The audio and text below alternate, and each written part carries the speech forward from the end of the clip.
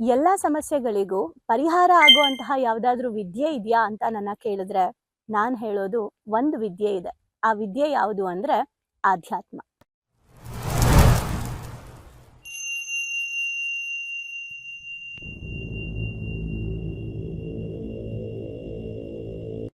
ಹೌದು, ಆಧ್ಯಾತ್ಮ ಅನ್ನೋದು ವಿದ್ಯೆನ ಅಥವಾ ಜೀವನ ಶೈಲಿನ ಅನ್ನೋ ಗೊಂದಲದಲ್ಲೇ ಇವತ್ತು ತುಂಬಾ ಜನ ನಾವಿದ್ದೀವಿ.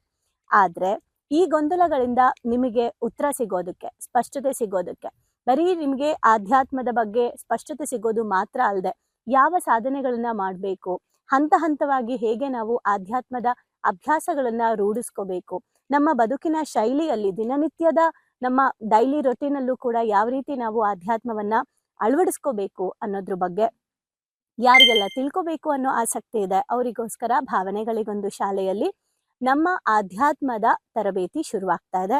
ಆಲ್ರೆಡಿ 1 ವರ್ಷ ಕಂಪ್ಲೀಟ್ ಆಗಿ ಈಗ ನಮ್ಮ 2ನೇ ಬ್ಯಾಚ್ ಸ್ಟಾರ್ಟ್ ಆಗ್ತಾ ಇದೆ. ಸೊ ಜೂನ್ ತಿಂಗಳಿಂದ ಇದು ಶುರುವಾಗ್ತಾ ಇದೆ. ಆದ್ರೆ ಇದಕ್ಕೆ ರಿಜಿಸ್ಟ್ರೇಷನ್ ಈಗ ಶುರುವಾಗಿದೆ. ನಮಸ್ತೆ.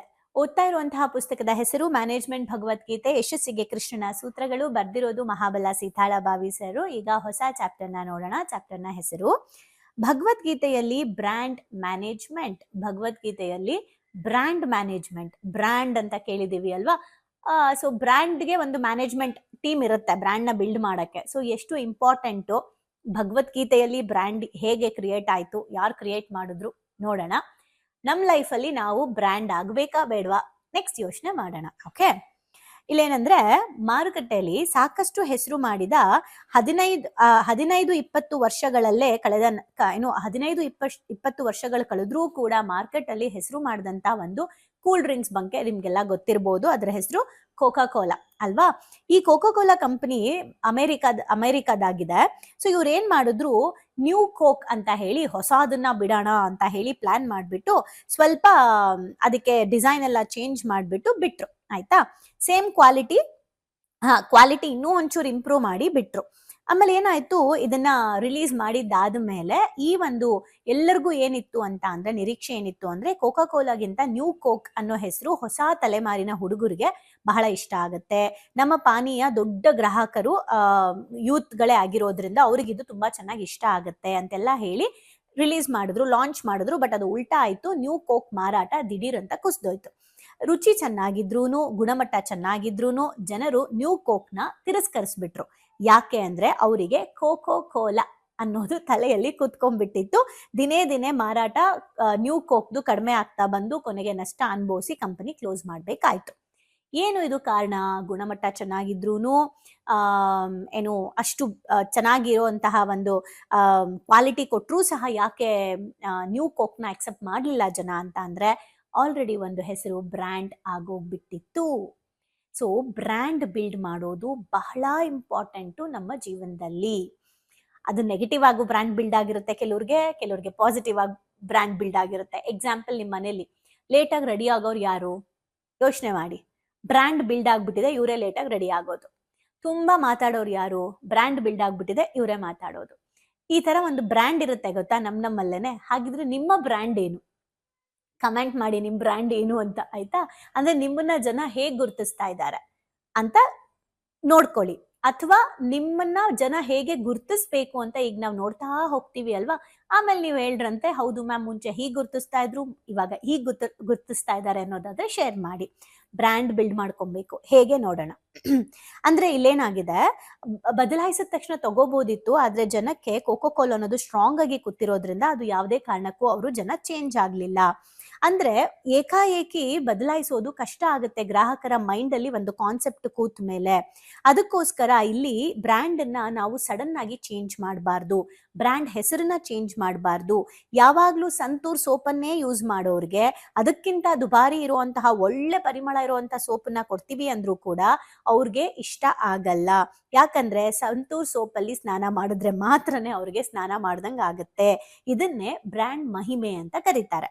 ಇದಕ್ಕೆ ಬ್ರ್ಯಾಂಡ್ ಲಾಯಲ್ಟಿ ಅಂತ ಕೂಡ ಹೇಳ್ತಾರೆ. ಒಂದು ಬ್ರ್ಯಾಂಡ್ಗೆ ನಾನು ಲಾಯಲ್ ಆಗಿರ್ತೀನಿ ಅಂತ. ಓಕೆ. ಒಂದು ಉತ್ಪನ್ನದ ಹೆಸರಿನಲ್ಲಿ ಗ್ರಾಹಕ ಇರಿಸಿರುವ ನಿಷ್ಠೆ. ಒಮ್ಮೆ ಒಂದು ಬ್ರ್ಯಾಂಡ್ ಅನ್ನು ಮನಸಾರೆ ಇಷ್ಟಪಟ್ಟರೆ ಗ್ರಾಹಕರು ಅದನ್ನು ಬಡಪೆಟ್ಟಿಗೆ ಬದಲಾಯಿಸುವುದಿಲ್ಲ, ಸಡನ್ ಆಗಿ ಬದಲಾಯಿಸಲ್ಲ. ಒಂದ್ ರೀತಿಯಲ್ಲಿ ಮಂಗಳೂರಿನವ್ರಿಗೆ ದುಬೈಗೆ ಹೋದ್ರು ಉದಯವಾಣಿ ಪೇಪರೇ ಓದ್ತಾರೆ ಅನ್ನೋ ಹಾಗೆ ಈ ಬ್ರ್ಯಾಂಡ್ ಮ್ಯಾನೇಜ್ಮೆಂಟ್ ಎಂಬುದು ನಿರ್ವಹಣಾ ಕ್ಷೇತ್ರದ ಬಹುಮುಖ್ಯ ಅಂಗವಾಗಿದೆ. ಇದು ಬರೀ ನಿರ್ವಹಣಾ ಕ್ಷೇತ್ರದಲ್ಲಿ ಮಾತ್ರ ಅಲ್ಲ, ನಮ್ಮೆಲ್ಲರ ಲೈಫಲ್ಲೂ ಬ್ರ್ಯಾಂಡ್ ಅನ್ನೋದು ತುಂಬಾ ಇಂಪಾರ್ಟೆಂಟ್ ಆಗುತ್ತೆ. ಬ್ರ್ಯಾಂಡ್ ಮಹತ್ವ ಎಷ್ಟಿದೆ ಅಂದ್ರೆ, ಇವತ್ತು ಯಾವುದೇ ಕಂಪನಿಯೊಂದು ತನ್ನನ್ನು ಮಾರಿಕೊಳ್ಳಲು ಹೊರಟರೆ ಖರೀದಿದಾರರು ಮೊದಲು ನೋಡುವುದು ಅದರ ಬ್ರ್ಯಾಂಡ್, ಆಮೇಲೆ ಮೌಲ್ಯ. ಬ್ರ್ಯಾಂಡ್ ತಲೆಯಲ್ಲಿ ಕೂತಿದ್ರೆ ಅವರು ಈವನ್ ಪ್ರೈಸ್ಗೂ ಕೂಡ ತಲೆ ಕೆಡ್ಸ್ಕೊಳ್ಳಲ್ಲ ಜನ. ಸೊ ಹಾಗಾಗಿ ಎಷ್ಟು ಜನ ಕೆಲಸ ಮಾಡ್ತಿದ್ದಾರೆ, ಎಷ್ಟು ಕಟ್ಟಡ ಇದೆ, ಕಂಪ್ನಿ ಎಷ್ಟು ಆಸ್ತಿ ಮಾಡಿದೆ, ಇದ್ಯಾವುದೂ ಕೂಡ ನೋಡಲ್ಲ ಜನ ನೋಡೋದು ಇದು ಬ್ರ್ಯಾಂಡಾ ಅಂತ ಅಷ್ಟೆ. ಸೊ ಜನಪ್ರಿಯ ಬ್ರ್ಯಾಂಡ್ಗಳು ಇವತ್ತು ನೂರಾರು ಕೋಟಿ ಏನು ಸಂಪಾದನೆ ಮಾಡ್ತಾ ಇದೆ. ನಿರ್ದಿಷ್ಟ ಉತ್ಪನ್ನದ ಹೆಸರಿಗೆ ಅಷ್ಟು ಬೆಲೆ ಇಟ್ಟು ಗುಣಮಟ್ಟ ಸ್ವಲ್ಪ ಹೆಚ್ಚು ಕಡಿಮೆ ಆದ್ರೂ ಕೂಡ ಜನ, ಅಂದ್ರೆ ಇವಾಗ ಅವಾಗಿನ ತರ ಇಲ್ಲಪ್ಪ ಅಂತ ಅಂದ್ರೂ ಸಹ ಜನ ಒಂದು ಬ್ರ್ಯಾಂಡ್ ಅನ್ನ ನಂಬುದ ಮೇಲೆ ಅದನ್ನ ಬಳಸ್ತಾರೆ. ಇದಕ್ಕೆ ಇಲ್ಲಿ ಏನಂತ ಹೇಳ್ತಾರೆ ಅಂದ್ರೆ, ಹೆಸರಿನೊಂದಿಗೆ ಅವರಿಗೆ ಭಾವನಾತ್ಮಕ ಸಂಬಂಧ ಏರ್ಪಾಟಾಗಿರುತ್ತದೆ. ಇದೇ ತರ ಎಲ್ಲಾ ದೇವರು ಸರ್ವಶಕ್ತರು ಎಂಬುದು ನಮಗೆ ಗೊತ್ತು.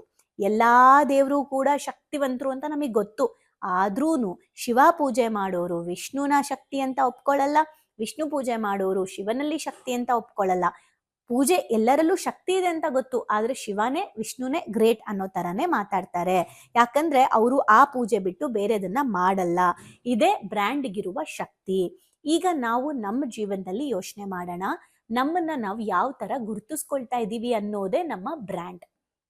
ನಿಮಗೆ ಇವರು ಇವ್ರಿಗೆ ಏನಾದ್ರು ಕೆಲಸ ಕೊಟ್ರೆ ಸೋಂಬೇರಿ, ಇವ್ರೇನು ಕೆಲಸ ಮಾಡಲ್ಲ, ಕೊಟ್ಟಿದ್ದ ಕೆಲಸ ಸರಿಯಾಗಿ ಮಾಡಲ್ಲ, ಆಮೇಲೆ ಕ್ಲೀನಾಗಿ ಮಾಡಲ್ಲ, ಸರಿಯಾಗಿ ಮಾಡಲ್ಲ, ಈ ತರ ಏನೆಲ್ಲ ನಿಮ್ಮ ಬಗ್ಗೆ ಕೂತಿರುತ್ತೆ. ನೀವ್ ಎಂಥ ಕೆಲಸ ಮಾಡಿದ್ರು ಜನ ಅಕ್ಸೆಪ್ಟ್ ಮಾಡಲ್ಲ. ಮೇಡಮ್ ನಮ್ಮ ಮನೇಲಿ ನಂಬದೇ ಇಲ್ಲ, ನನಗೆ ಅಕ್ಸೆಪ್ಟೇ ಮಾಡಲ್ಲ, ನಾನೇನೋ ಒಂದು ಕಲ್ಯಾಣ ಅನ್ಕೊಂತೀನಿ, ಏನೋ ಮಾಡೋಣ ಅನ್ಕೊಂತೀನಿ, ಬಿಡಲ್ಲ ಅಂತ ಹೇಳ್ತಾರೆ ಕೆಲವರು. ಯಾಕೆ ಹಂಗಾಗುತ್ತೆ ಅಂತ ಅಂದ್ರೆ, ಆಲ್ರೆಡಿ ನೀವೊಂದು ಬ್ರ್ಯಾಂಡ್ ಬಿಲ್ಡ್ ಮಾಡ್ಬಿಟ್ಟಿದ್ದೀರಾ ನಾನು ಏನು ಅಂತ. ರೀಸೆಂಟ್ ಆಗಿ ಒಂದು ಕಾಲೇಜ್ ಹುಡುಗಿ ಜೊತೆ ಮಾತಾಡ್ತಾ ಇದ್ದೆ. ಸೊ ಯಾವುದೋ ಒಂದು ಮೆಸೇಜು ನಾನು ಮಾಡಲ್ಲ ಅಂತ ಹೇಳಿ ಆ ಹುಡುಗಿ ಏನ್ ಮಾಡಿದ್ದಾರೆ, ರಿಪೀಟೆಡ್ಲಿ ಮೆಸೇಜ್ ಮಾಡಿದ್ದಾಳೆ.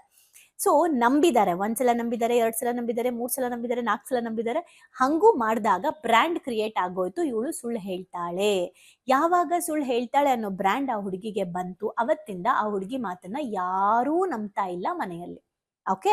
ಈಗ ಡಿಗ್ರಿ ಫೈನಲ್ ಇಯರ್ ಅಲ್ಲಿ ಇದ್ದಾಳೆ ಆ ಹುಡುಗಿ. ಸೊ ಏನು ನಂಬ್ತಾ ಇಲ್ಲ. ಕೊನೆಗೆ ನನ್ನ ಹತ್ರ ಆ ಹುಡುಗಿ ಕ್ಲಾಸಲ್ಲಿ, ಅಂದ್ರೆ ನಾವು ಮೆಸೇಜ್ ಮಾಡಿದಾಗ ಏನಂದ್ರು ಅಂದ್ರೆ, ನಮ್ಮ ಮನೇಲಿ ಯಾರೂ ನಂಬ್ತಾ ಇಲ್ಲ, ನಾನು ಏನೋ ಮಾಡೋಣ ಅಂತ ಹೋಗ್ತಾ ಇದ್ದೀನಿ, ನಾನು ಕಲ್ಯಾಣ ಅಂತ ಹೋಗ್ತಾ ಇದ್ದೀನಿ, ಜೀವನದಲ್ಲಿ ಟ್ರಾನ್ಸ್ಫಾರ್ಮೇಶನ್ ಆಗೋಣ ಅಂತ ಹೋಗ್ತಾ ಇದ್ದೀನಿ, ನಮ್ಮ ಮನೇಲಿ ಸಪೋರ್ಟೇ ಮಾಡ್ತಿಲ್ಲ, ನನ್ನ ಯಾರು ನಂಬ್ತಾನೇ ಇಲ್ಲ ಅಂತ ಹೇಳ್ತಾ ಇದ್ರು. ಸಪೋರ್ಟ್ ಮಾಡ್ತಾ ಇಲ್ಲ, ನಂಬ್ತಾ ಇಲ್ಲ ಅಂತ ಅಂದ್ರೆ, ನೀನು ನಿನ್ನ ಮೇಲೆ ನಂಬಿಕೆ ಕಳ್ಕೊಳ್ಳೋ ಅಂತದನ್ನ ನೀನ್ ಏನೇನ್ ಮಾಡಿದ್ಯಾ ಅಂತ ಕೇಳಕ್ ಹೋದಾಗ ಒಂದೊಂದೇ ಹೇಳ್ತಾ ಹೋದ್ಲು. ಏನೇನ್ ಮಾಡಿದ್ದೆ, ಬಂಕ್ ಹೊಡ್ದು ಸಿಗಾಕೊಂಡೆ, ಆಮೇಲೆ ಅವ್ರು ಮೆಸೇಜ್ ಮಾಡ್ಬೇಡ ಅಂದಿದ್ರು ಮಾಡ್ದೆ, ಆಮೇಲೆ ಏನೋ ಒಂದು ತಪ್ಪು ಮಾಡಿದ್ಲು. ಸೊ ಅದನ್ನ ಮತ್ತೆ ನಾನು ರಿಪೀಟ್ ಮಾಡಲ್ಲ ಅಂತ ಪ್ರಾಮಿಸ್ ಮಾಡಿದ್ದೆ ನಮ್ಮ ಅಪ್ಪ ಅಮ್ಮ ಮೇಲೆ, ಆದ್ರೂ ಅದನ್ನ ಮಾಡ್ದೆ ಅಂತ ಒಂದೊಂದೇ ನಾನು ಬಿಡ್ಸಿ ಕೇಳಿದಾಗ ಎಲ್ಲ ಹೇಳಕ್ ಸ್ಟಾರ್ಟ್ ಮಾಡಿದ್ಲು. ಈಗ ನಿನ್ನ ಬ್ರ್ಯಾಂಡ್ ಹೆಂಗ್ ಕ್ರಿಯೇಟ್ ಆಗಿದೆ ಹೇಳು? ಈ ತರ ಕ್ರಿಯೇಟ್ ಆಗಿದೆ. ಅದಕ್ಕೆ ಇವಾಗ ವಾಪಸ್ ಆ ಬ್ರ್ಯಾಂಡ್ ಅನ್ನ ಮರೆಯೋ ಹಾಗೆ ಮಾಡ್ಬೇಕು ಅಲ್ವಾ? ಈಗ ನೋಡಿ, ನೋಕಿಯಾ ಫೋನ್ ಈಗ ಎಷ್ಟ್ ಜನಕ್ಕೆ ನೆನ್ಪಿದೆ, ಯಾರು ತಗೊಳ್ತಾರೆ? ಇಲ್ಲ, ಮಾರ್ಕೆಟ್ ಅಲ್ಲೇ ಇಲ್ಲ ಅಲ್ವಾ? ಹಂಗೇನೆ ನಾವು ಮಾಡಿರುವಂತಹ ತಪ್ಪುಗಳು ನಮ್ಮ ಬ್ರ್ಯಾಂಡ್ ಅನ್ನ ಕ್ರಿಯೇಟ್ ಮಾಡಿರುತ್ತೆ. ಆ ಬ್ರ್ಯಾಂಡ್ ಬ್ರೇಕ್ ಮಾಡ್ಬೇಕು ಅಂತ ಅಂದ್ರೆ ಏನ್ ಮಾಡ್ಬೇಕು? ಆ ಬ್ರ್ಯಾಂಡು ಜನ ಮರೆಯೋ ಹಾಗೆ ನಾವು ನಮ್ಮ ಜೀವನದಲ್ಲಿ ಟ್ರಾನ್ಸ್ಫಾರ್ಮೇಶನ್ ಆಗ್ಬೇಕು. 1 ವಾರ ಮೆಡಿಟೇಷನ್ ಮಾಡ್ಬಿಟ್ಟು, 1 ವಾರ ಕೋಪ ಕಡಿಮೆ ಮಾಡ್ಕೊಂಡ್ಬಿಟ್ಟು, ನಾನು ಕೋಪ ಕಡಿಮೆ ಮಾಡ್ಕೊಂಡಿಲ್ವಾ ಅಂತ ಕೋಪದಲ್ಲೇ ಹೇಳಿದ್ರೆ ಯಾರು ಕೇಳ್ತಾರೆ? ಅದಕ್ಕೆ ನನ್ನ ವೈಯಕ್ತಿಕ ಎಕ್ಸಾಂಪಲ್ ಕೊಡ್ತೀನಿ ನೋಡಿ. ನಾನು ತುಂಬಾ ಪ್ರಶ್ನೆ ಮಾಡ್ತಾ ಇದ್ದೆ ನನ್ನ ಹಸ್ಬೆಂಡ್ಗೆ, ಎಲ್ಲಿದ್ಯಾ, ಎಷ್ಟೊತ್ತಿಗೆ ಬರ್ತೀಯಾ, ಯಾವಾಗ ಬರ್ತೀಯಾ, ಒಂದೊಂದು ಅರ್ಧ ಗಂಟೆ 1 ಅವರ್ಗೂ ಕಾಲ್ ಮಾಡ್ತಾ ಇದ್ದೆ. ಅವ್ರಿಗದು ಇರಿಟೇಟ್ ಆಗ್ತಾ ಇತ್ತು. ಸೊ ಒಂದಿನ ಹೇಳಿದ್ರು, ತುಂಬಾ ಕಾಲ್ ಮಾಡಿ ನಂಗೆ ಇರಿಟೇಟ್ ಮಾಡ್ತೀಯಾ ಅಂತ ಹೇಳಿ ಒಂದ್ಸಲ ಹೇಳಿದ್ರು. ಅವತ್ತು ನಾನು ಡಿಸೈಡ್ ಮಾಡಿದೆ, ಇನ್ ಮುಂದೆ ನಾನು ಯಾವುದೇ ಕಾರಣಕ್ಕೂ ಅವ್ರಿಗೆ ಕಾಲ್ ಮಾಡಲ್ಲ, ಅವ್ರಿಗೆ ಡಿಸ್ಟರ್ಬ್ ಮಾಡಲ್ಲ. ಸೊ ಅವ್ರಿಗೇನಾದ್ರು ಇಂಪಾರ್ಟೆಂಟ್ ವಿಷಯ ಇದ್ರೆ ಮಾತ್ರ ಕಾಲ್ ಮಾಡ್ತೀನಿ, ಅವ್ರು ಮಾಡಿದಾಗ ರಿಸೀವ್ ಮಾಡ್ತೀನಿ. ಇದು ಒಂದು ಮೆಚೂರ್ಡ್ ಆಗಿ ಒಂದು ಡಿಸೈಡ್ ಮಾಡಿದ್ವಿ ನಾವು. ಈ ಟೈಮಿಗೆ ನಾನು ನಿಂಗೆ ಕಾಲ್ ಮಾಡ್ತೀನಿ, ಅದಕ್ಕೆ ಬಿಟ್ಟು ನಾನು ಏನಾದ್ರು ಕಾಲ್ ಮಾಡ್ತಾ ಇದ್ದೀನಿ ಅಂದ್ರೆ ಎಮರ್ಜೆನ್ಸಿ ವರ್ಕ್ ಅಂತ ಅರ್ಥ ಮಾಡ್ಕೋ. ನೀನು ಅಷ್ಟೇ ಎಲ್ಲಾದ್ರೂ ಹೋದಾಗ ನಂಗೆ ಕಾಲ್ ಮಾಡಿದಾಗ ನಾನು ಎತ್ತೀನಿ. ನೀನು ಕಾಲ್ ಮಾಡಿಲ್ಲ ಅಂತನೂ ನಾನು ಇನ್ನು ಮುಂದೆ ನಿಂಗೇನು ಬೈಯಲ್ಲ, ಯಾಕೆ ಕಾಲ್ ಮಾಡಿಲ್ಲ ಅಂತನೂ ಕೇಳಲ್ಲ. ಸೊ ನೀನು ಆರಾಮಾಗಿ ಫ್ರೀಡಮ್ ಆಗಿ ನಿನ್ನ ಕೆಲಸ ಮಾಡು ಅಂತ ನಾನು ಡಿಸೈಡ್ ಮಾಡಿದೆ. ಹಿಂಗೆ ಅಂತ್ಯಾ ಮಾಡಲ್ಲ ಅಂತ ಅಂದರು. ಆಮೇಲೆ ಆಯಿತು ಸರಿ ಇನ್ನು ಮುಂದೆ ಮಾಡ್ತೀನಿ ಅಂತ ನಾನು ಡಿಸೈಡ್ ಮಾಡಿದೆ. ಮಾಡಿದ್ಮೇಲೆ ಒಂದು ವಾರ ಆದಮೇಲೆ ನೋಡ್ದಾ ನಾನು ಮಾಡಿದ್ದೀನಿ ಅಂತ ಹೇಳಂಗಿಲ್ಲ.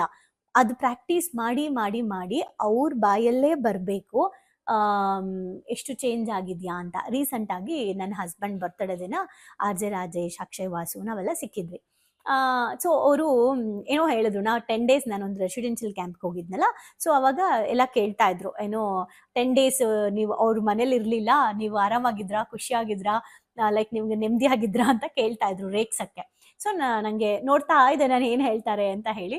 ನನ್ನ ಹಸ್ಬೆಂಡ್ ತುಂಬ ಚೆನ್ನಾಗಿ ಹೇಳಿದ್ರು, ಇಲ್ಲ ಇಲ್ಲ, ಮದುವೆ ಆಗಿ 2 ವರ್ಷದಲ್ಲಿ ನೀವು ಈ ಪ್ರಶ್ನೆ ಕೇಳಿದ್ರೆ ನಿಜವಾಗ್ಲೂ ನೆಮ್ಮದಿಯಾಗಿದ್ದೆ ಅಂತ ಹೇಳ್ತಾ ಇದ್ದೆ. ಬಟ್ ಈಗ ಖಂಡಿತ ಇಲ್ಲ, ಅವಳು ಇಲ್ಲ ಅಂದರೆ ಮನೇಲಿ ಡಲ್ ಆಗುತ್ತೆ ಆ್ಯಕ್ಚುಲಿ ಅಂತ ಹೇಳಿ ಅವ್ರು ಹೇಳಿದ್ರು. ಒನ್ ಟೈಮಲ್ಲಿ ನೋಡಿ 2 ವರ್ಷದಲ್ಲಿ ಏನು ಟಾರ್ಚರ್ ಕೊಟ್ಟಿದ್ನಲ್ಲ ಅದು ಅವ್ರಿಗೆ ಮರ್ತೋಗಿದೆ. ಈಗ ಅವ್ರು ಹೇಳಿದಾಗ ಹ್ಞೂ ಸರ್ ನೆಮ್ಮದಿಯಾಗಿದೆ ಅಂತ ತಮಾಷೆಗೂ ಹೇಳಲಿಲ್ಲ, ಅವ್ರು ಅದನ್ನು ಬಳಸಲಿಲ್ಲ. ಸೊ ನಾನು ಓಕೆ ನಾನು ಮರ್ಯಾದೆ ಉಳಿಸ್ದೆ ಅಂತ ನಾನು ಖಂಡಿತ ಹೇಳ್ತಿಲ್ಲ. ನನಗೇನು ಅನ್ನಿಸ್ತು ಅಂದರೆ ಓಕೆ ಅದನ್ನು ಮರೆಯೋ ಲೆವೆಲ್ಗೆ ನಾನು ಆ ವಿಷಯದಲ್ಲಿ ಬದಲಾಗಿದ್ದೀನಿ, ಅದಕ್ಕೆ ಅವ್ರು ಅದನ್ನು ಆಕ್ಸೆಪ್ಟ್ ಮಾಡ್ತಾ ಇಲ್ಲ. ಅಂದರೆ ಆ ನೆಗೆಟಿವ್ನ ಅವ್ರು ಮರ್ತೋಗಿದ್ದಾರೆ. ಆ ಥರ ತುಂಬ ವಿಷಯಗಳಿದೆ. ಸೊ ನಾವು ನಮ್ಮನ್ನು ಯಾರೋ ನಂಬ್ತಿಲ್ಲ ಅಂದರೆ ಆ ಬ್ರ್ಯಾಂಡ್ನ ನಾವು ಬ್ರೇಕ್ ಮಾಡಬೇಕಾಗಿದೆ. ಈಗ ನೀವು ಯೋಚನೆ ಮಾಡಿ, ನಿಮ್ಮ ಮನೆಯಲ್ಲಿ ನಿಮ್ಮ ಬಗ್ಗೆ ಏನು ಬ್ರ್ಯಾಂಡ್ ಕ್ರಿಯೇಟ್ ಮಾಡಿದ್ದೀರಾ, ನೆಗೆಟಿವ್ ಬ್ರ್ಯಾಂಡ್. ಅದನ್ನು ನೀವು ಬ್ರೇಕ್ ಮಾಡಿದ್ರೆ ಹೆಂಗೆ ಬ್ರೇಕ್ ಮಾಡಬೇಕು ಅಂದರೆ ನಿರಂತರವಾಗಿ ಬ್ರೇಕ್ ಮಾಡಬೇಕು. ನೀನು ಹಿಂಗೆ ಅನ್ನೋರು ನೀನು ಹೆಂಗೆ ಚೇಂಜ್ ಆದೆ ಅನ್ಬೇಕು, ಹಂಗೆ ಬ್ರ್ಯಾಂಡ್ ಚೇಂಜ್ ಮಾಡಬೇಕು. ಯಾರಾದರೂ ಬ್ರ್ಯಾಂಡ್ ಚೇಂಜ್ ಮಾಡ್ಕೊಂಡಿದ್ರೆ ಕಮೆಂಟ್ ಮಾಡಿ, ಮುಂಚೆ ಏನಿತ್ತು ಇವಾಗ ಹೇಗಿದೆ, ನಿಮ್ಮ ಬ್ರ್ಯಾಂಡ್ ಸೆಟ್ ಹೇಗೆ ಮಾಡ್ಕೊಂಡಿದ್ದೀರಾ ಅಂತ. Thank you. ಭಾವನೆಗಳು ಬಂದು ಶಾಲೆಗೆ ಬಂದು ತುಂಬಾ ಖುಷಿ ಆಯ್ತು. ಲೈಫಲ್ಲಿ ತುಂಬಾ ಅಂದ್ರೆ ತುಂಬಾ ಕ್ಲಾರಿಟಿ ಬಂದಿದೆ. ತುಂಬಾನೇ ಬದಲಾವಣೆ ಆಗಿದೆ. ನಂಗೆ ತುಂಬಾ ಖುಷಿ ಇದೆ ನಾನು ಇಲ್ಲಿಗೆ ಬಂದಿರೋದು. ನನಗೆ ತುಂಬಾ ಖುಷಿ ಆಗ್ತದೆ. ಪ್ರತಿಯೊಂದಕ್ಕೂ ಸ್ಫೂರ್ತಿ ಸಿಕ್ಕಿದೆ, ನೆಮ್ಮದಿ ಸಿಕ್ಕಿದೆ. ಒನ್ ವರ್ಡ್ ಅಲ್ಲಿ ಹೇಳ್ಬೇಕಂದ್ರೆ ಇಟ್ ಈಸ್ ಅಲ್ಟಿಮೇಟ್. ಲೈಫ್ ತುಂಬ ಕಾಂಪ್ಲಿಕೇಟ್ ಅಂದ್ಕೊಂಡಿದ್ದೆ, ಬಟ್ ಈ ಕ್ಲಾಸಿಗೆ ಸೇರಿದ್ಮೇಲೆ ತುಂಬ ಈಸಿಯಾಗಿ ಅರ್ಥಪೂರ್ಣವಾಗಿ ಹೇಗೆ ಜೀವಿಸ್ಬೇಕು ಅನ್ನೋದು ಗೊತ್ತಾಯ್ತು. ಆಕ್ಚುಲ್ ಆಗಿ ನಂಗೆ ತುಂಬಾ ಖುಷಿ ಇದೆ ನಾನು ಇಲ್ಲಿಗೆ ಬಂದಿರೋದು. ಈ ಒಂದು ವರ್ಕ್ಶಾಪ್ ಬಂದಿರೋ ಉದ್ದೇಶ ಅಂದರೆ ತಾರಾ ಮೇಡಮು ಏನೇ ಕೊಟ್ಟರು ಒಂದು ಅದ್ಭುತವಾಗಿ ಸ್ಪೆಷಲ್ ಆಗಿ ಕೊಡ್ತಾರೆ ಅನ್ನೋ ನಂಬಿಕೆ ಇದೆ. ಈ ಒಂದು ವರ್ಕ್ಶಾಪಲ್ಲಿ ಇನ್ನೂ ಅದ್ಭುತವಾಗಿ ಸಿಗ್ತದೆ ಅಂತ ನಂಬ್ಕೊಂಡು ಬಂದಿದ್ದೀನಿ. ಖಂಡಿತ ಆಗುತ್ತೆ. ಡೈಲಿ ಹೊಸ ಟಾಪಿಕ್ ನಾವು ಡೈಲಿ ವೇಟ್ ಮಾಡ್ತಾ ಇರ್ತೀವಿ, ಇವತ್ತೇನು ಹೇಳ್ಕೊಡ್ತಾರೆ, ನಾಳೆ ಏನು ಹೇಳ್ಕೊಡ್ತಾರೆ ಅಂತೇಳಿ. ನಾನು ಎಲ್ಲರಿಗೂ ಹೇಳೋದಷ್ಟೇ, ಅವ್ರು ಕೊಡೋ ಎಲ್ಲ ಟಾಸ್ಕ್ನು ಚೆನ್ನಾಗಿ ಫಾಲೋ ಅಪ್ ಮಾಡಿದರೆ ನಿಮ್ಮ ಜೀವನ ಇನ್ನೂ ತುಂಬ ಚೆನ್ನಾಗಿರುತ್ತೆ. ಎಜುಕೇಶನ್ ಬಂದ್ಮೇಲೆ ನನ್ನ ಲೈಫ್ ಸೇವ್ ಆಯ್ತು ಅಂತಾನೆ ಹೇಳ್ಬೋದು. ಸೊ ಬಹಳನೇ ಖುಷಿ ಇದೆ. ನಮ್ಮನ್ನ ನಾವು ಟ್ರಾನ್ಸ್ಫಾರ್ಮ್ ಮಾಡ್ಕೊಂಡು ಈ ಹ್ಯಾಬಿಟ್ಸ್ ಎಲ್ಲ ನಾವು ಇನ್ಸ್ಟಾಲ್ ಮಾಡ್ಕೊಂಡ್ರೆ ನಮ್ಮ ಲೈಫ್ ಖಂಡಿತವಾಗ್ಲೂ ಸಕ್ಸಸ್ಫುಲ್ ಆಗುತ್ತೆ ಅಂತ ಅಂದ್ಬಿಟ್ಟು. ಸೊ ನಿಮ್ಮ ಲೈಫ್ ಚೇಂಜಿಂಗ್ ಟ್ರಾನ್ಸ್ಫಾರ್ಮೇಶನ್ ಅಂತ ಅಂದ್ರೆ ಇದಕ್ಕೆ ಎಮೋಜಿಮ್ is the most and main ಕಾರಣ ಅಂತಾನೆ ಹೇಳ್ತೀನಿ. ಎಕ್ಸ್ಪ್ರೆಸ್ ಮಾಡ್ಬೇಕಂದ್ರೆ ಒಂದು ವರ್ಡ್ ಅದು ಭಾಳ ಚಿಕ್ಕದಾಗತ್ತೆ. ಅದು ಏನಂತಂದ್ರೆ ಥ್ಯಾಂಕ್ ಯು ಅನ್ನೋಂಥ ವರ್ಡ್ ಮಾತ್ರ ನಾನು ಎಕ್ಸ್ಪ್ರೆಸ್ ಮಾಡ್ಬೋದು. ಒಂದೊಂದು ಸ್ಟೆಪ್ಪಲ್ಲೂ ನಾವು ಚೇಂಜ್ ಆಗ್ತಿದ್ದೀನಿ, ನಾನು ಚೇಂಜ್ ಆಗ್ತಿದ್ದೀನಿ ಅನ್ನೋದು ತುಂಬ ನನಗೆ ಅಳವಡಿಕೆ ಆಗ್ತಿದೆ. ಮತ್ತು ಎಲ್ಲ ಸ್ಕೂಲು ಕಾಲೇಜ್ಗಳಲ್ಲೂ ಇದೊಂದು ಸಬ್ಜೆಕ್ಟ್ ಅಂತ ಇಡಬೇಕು ಮಕ್ಕಳಿಗೆ. ಎಲ್ರಿಗೂ ಯೂಸ್ ಆಗುವಂಥ ಕ್ಲಾಸ್ ಇದು, ಯೂನಿಕ್ ಆಗಿದೆ. ಇಮೋಜಿಮ್ ಟೀಮ್ಗೆ ಥ್ಯಾಂಕ್ ಯು. ಇದೆಲ್ಲ ನಡೆಸ್ತಾ ಇರುವಂಥ ತಾರಾ ಮೇಡಮ್ಗೆ, ಸಂದೇಶ್ ಸರ್ಗೆ, ಜೊತೆಗೆ ಎಮೋಜಿಮ್ ಟೀಮ್ಗೆ thank you so much. So ಯಾರ್ಯಾರೆಲ್ಲ ಸೇರ್ಕೊಂಡಿಲ್ಲ ದಯವಿಟ್ಟು ಸೇರ್ಕೊಳ್ಳಿ. So it is very utilizing. Life long ಯಾರಿಗಾದ್ರೂ ಚಿರಋಣಿಯಾಗಿರ್ತೀವಿ ಅಂದರೆ ಅದು ಸಂದೇಶನ ಮತ್ತು ತಾರಾ. ಸೊ ಬನ್ನಿ ಭಾವನೆಗಳಿಗೊಂದು ಶಾಲೆನ ಎಂಟರ್ ಆಗಿ ಅದನ್ನ ಫೀಲ್ ಮಾಡಿ. ಅಂದ್ರೆ ರಿಕ್ವೆಸ್ಟ್ ಮಾಡ್ಕೊಂತಿದ್ದೀನಿ ನಿಮಗೆ, ಇದರಿಂದ ಲಾಸ್ ಆಗೋದಂತೂ ಏನೂ ಇಲ್ಲ, ಬಟ್ ಲೈಫಲ್ಲಿ ತುಂಬಾನೇ ಪಡ್ಕೊಂತೀನಿ ನಾನು. ಅದಕ್ಕೆ ನಾನು ಶೋರ್ ಗ್ಯಾರಂಟಿ ಕೊಡ್ತೀನಿ ನಾನು. ಎಲ್ಲೋ thank you to Tara ma'am and Sandesh sir. Thank you to whole my ಎಮೋಜಿಮ್. Thank you.